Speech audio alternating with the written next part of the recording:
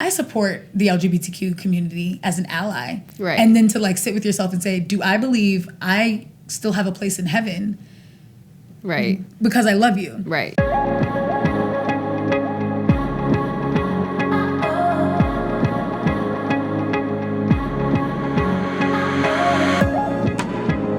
I know my version of the story of how we met, which is that there are not many black women at Yale. It was one of the first days after the parents had dropped off freshmen. Mm-hmm. I didn't know anyone. I was looking for anyone to cling on to pretty much. And I saw you walking in the distance. I was like, another black girl, let me go make friends with her. The way I tell it is that you had decided that I was your girlfriend.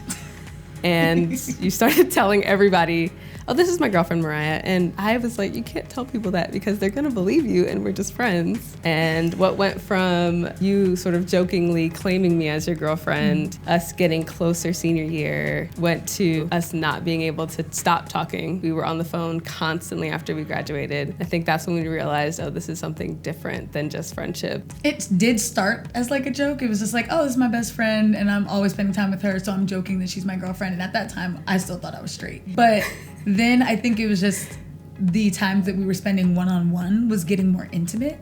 And then I was like, I think I would enjoy this. But also, you already knew you were taking a job in Boston. I already knew I was taking a job in Singapore. Yeah. So even when I knew, I was like, wait, I think I'm more serious than I'm letting on. It still was like, but are we really serious enough to be long distance? I was always sort of on the fence about starting a long distance relationship.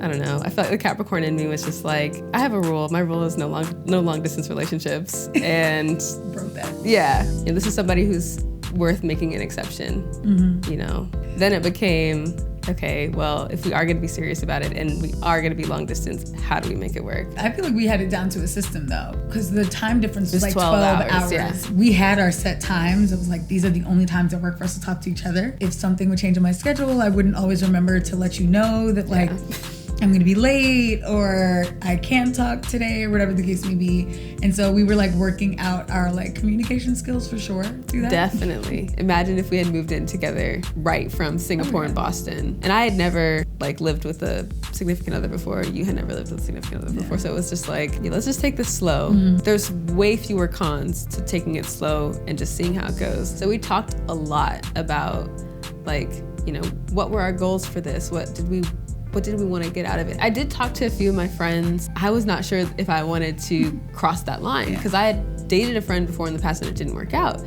I was like, you know, I really value this friendship. Is it worth exploring? I did go to them for that. They basically were just like, screw it. Like, if you like her and this is your best friend, you only live once and go for it. Now we're married, so. I really did believe that I was going to propose to you first because I felt like I had pursued you first in the beginning. So it just felt like a natural extension type thing. But she proposed first. And we've been talking about it for years. Like, oh, we're getting married. I think you had told me that story about Moonstone. So like both of us have Moonstone. And you'd said, you know, at some point during our friendship, actually, I don't even think it was while we were dating, that if you give someone Moonstone on the night of a full moon, it's supposed to, you know, symbolize eternal love. So then once we went to go look at rings, that was maybe October 2019. Come January, I had gone to go get your custom ring made. I had all these plans. It was gonna be perfect. All these plans. It was gonna be so perfect. And then the pandemic hit. What role does Christianity play in our relationship? Oh, Christianity. Okay, I'm gonna start because I'm gonna say a lot. I am the child and grandchild of pastors. Christianity is everywhere in my life.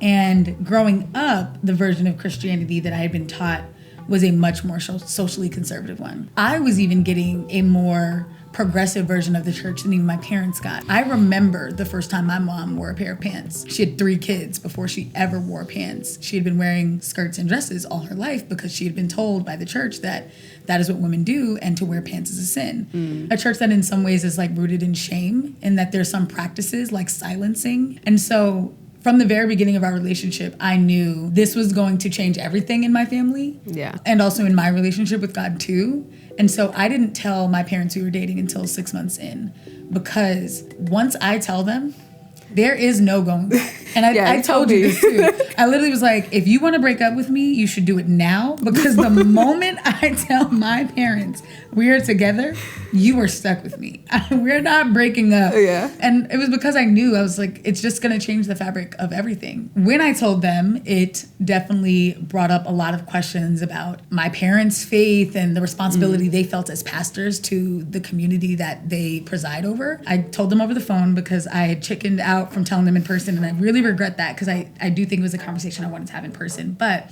my mom tried so hard to give me initial support. The moment I told her, she was just like, I love you, and I want, like, this doesn't change my love for you. Right. And then she hung up the phone and sent me 100 Bible verses about what the Bible says about being queer. Right. And so that was where we had to work from. But the second thing was Christmas, which was, we had gotten to a place in our relationship where we were finally doing like the holidays together and trading off. And so I asked my grandparents for permission for you to come over, because Christmas is held at their home.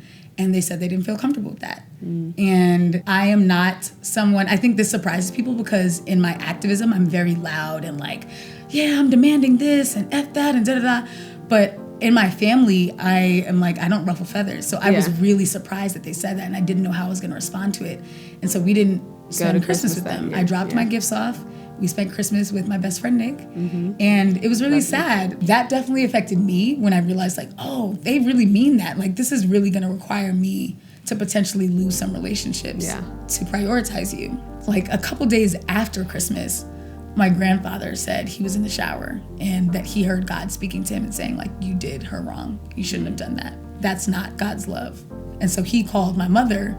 And I think my mother, too, even before he called her, just felt like, I should have left with you. I never should have let them say you couldn't come. And I can't believe I let you spend Christmas without family, and you've never had to do that. Yeah. And so from then it was like, okay, yes, we're making progress. Yeah, we're making progress. Yeah. I had less of a hurdle with my own family. My parents aren't pastors, my grandparents aren't pastors, so we had different, experiences with family because of religion, but I think our journeys for our own faith are very similar. Yeah, definitely very similar. And then, we got married in August, and we wanted to make sure that, our grandparents could come and they could be safe. Luckily, by that point, the vaccines had come out, and, us having the wedding outdoors on family land made that all the more special for you as at being part of your grandfather's land, and bring together our families and friends who, for a whole year and a half, by that point had not really been out the house that much. We should get married again. We just got married last month. Who cares? It kind of makes me feel whole, like, saying my wife. I still to this day am like always smiling, just like, oh my gosh, I'm somebody's wife. My strength, I would say, is my communication style, truly, because I do think I go into every conversation really focused on the outcome that I want it to have. My strength, I would say, is in listening. I don't know, my natural state is I just like to listen to people and people watch, making people feel like they're being heard. We are two very different people who are aligned on certain core values that are uncompromisable and are non-negotiable for us. We talk through a lot of stuff. As much as like, my introvert self is like, I don't really want to talk through everything. And I'm literally like, I want to talk through everything. Right. I think we're really good at knowing what's a fight that's like, no, I really want to stand by this. Like, I really believe this thing, or I really want it to happen this way. And what's like not worth the fight and it's just better to compromise on. Yeah. And I think compromise just generally has at least for me, has a negative connotation. Whereas I feel like for us, it's less so compromise and more creating our own solution. And that's something that, from the very beginning was something that made me fall in love with you. I'm a good talker because I talk all the time. Yeah, but you're good at talking when you have a lot of emotions. You're doing a great job. I try. You're doing a good job. I will say I feel really blessed and lucky to have gone through the pandemic with you. It absolutely brought me closer to you. And I think some couples came out of the pandemic feeling like, whew, that was a little too much time to us. Like when you had to start going back to classes in person, it was like, what? How You're not dare gonna they be here take all you from day? me? Yeah.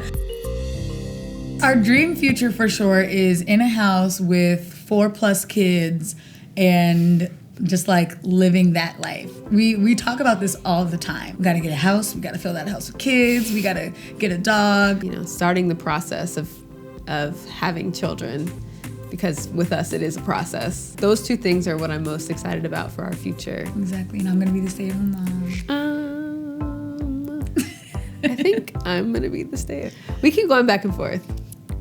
I'm consistent. If you're not pushing them out, then you don't get to stay at home. I mean, I've always wanted children. I've never been attached to the idea that I need to be pregnant, though. And so now I'm like, wait, I got options? I don't have to give up sushi and wine and stuff. It's just 9 months. Just 9 months? No, I'm joking. It's not that bad. Well, you know, we'll and then you get compromise. And then you get a baby at the end. I do want the baby at the end, but why not out of your end? Oh, how does it feel to love a Black woman? It is my favorite thing to do.